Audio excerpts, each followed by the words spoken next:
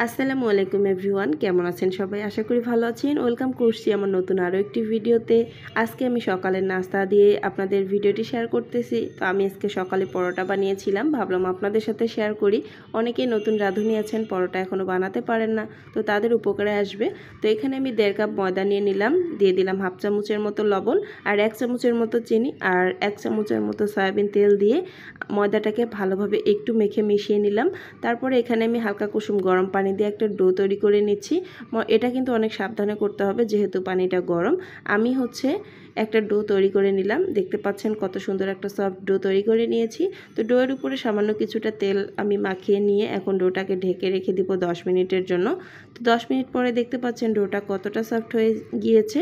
তো এখন আমি একটা বোর্ডে কিছুটা ময়দা ছিটিয়ে নিয়েছি আর এখন ডোটাকে একটু এরকম করে চেপে চেপে নিচ্ছি। এখানে বলার কিছু নেই, আসলে দেখে বুঝে নিতে হবে। আমার আজকে কেন জানি না সকালবেলা খুবই পরোটা খেতে মন চেয়েছিল, তো তাই আমি ঝটপট পরোটা তৈরি করে নিলাম। আমি এখন ডোটাকে 4 ভাগে ভাগ করে নিচ্ছি। আমি একটু মোটা করে এই পরোটাগুলো বানাবো, আপনারা চাইলে এখানে আরও বেশি করে নিতে পারেন। তারপরে এই গোলাগুলোকে একটু ঘুরিয়ে একদম সমান গোল করে নিচ্ছি। তো গোল করে নেওয়ার পরে এখন আমি রুটি করে নেব। তো তার জন্য এখানে বোর্ডে একটু ময়দা ছিটিয়ে নিয়েছি, ছিটিয়ে নেওয়ার পরে এখন একটা রুটি করে নিচ্ছি। তো অবশ্যই কিন্তু ময়দা ছিটিয়ে রুটিটা করবেন, তাহলে কিন্তু রুটিটা বোর্ডের সাথে লেগে যাবে না, খুব সুন্দরভাবে একটা রুটি হয়ে যাবে। তো আমি একটা রুটি বানিয়ে নিলাম। এখন রুটির উপরে সামান্য একটু তেল ব্রাশ করে দিচ্ছি। ব্রাশ দিয়ে আর কে করতে যাবে, হাত যেহেতু আছে হাতেই কাজে লাগিয়েছি। তো তেল দেওয়ার পরে এখানে উপর থেকে সামান্য একটু ময়দা ছিটিয়ে দিয়েছি। দেওয়ার পরে এখন এটাকে ফোল্ড করে নিচ্ছি। দেখতে পাচ্ছেন আমি কিভাবে ভাঁজটা দিচ্ছি। এই ভাঁজটা অবশ্যই দিতে হবে, তাহলে কিন্তু পরোটাগুলো অনেক বেশি ভালো হবে। তো আমি এখানে ভাঁজ করে নেওয়ার পরে এটাকে এখন রেস্টে রেখে দিচ্ছি। বাকি যেগুলো আছে সেগুলোকে সেম প্রসেসে করে নিচ্ছি। তো করে নেওয়ার পরে এই তো আমার রেডি হয়ে গিয়েছে সবগুলোই। এখন আমি এগুলোকে পরোটা বেলে নিচ্ছি। তো এখন পরোটাটা বেলে নিতে হবে, যেহেতু নাস্তাটা করতেই হবে।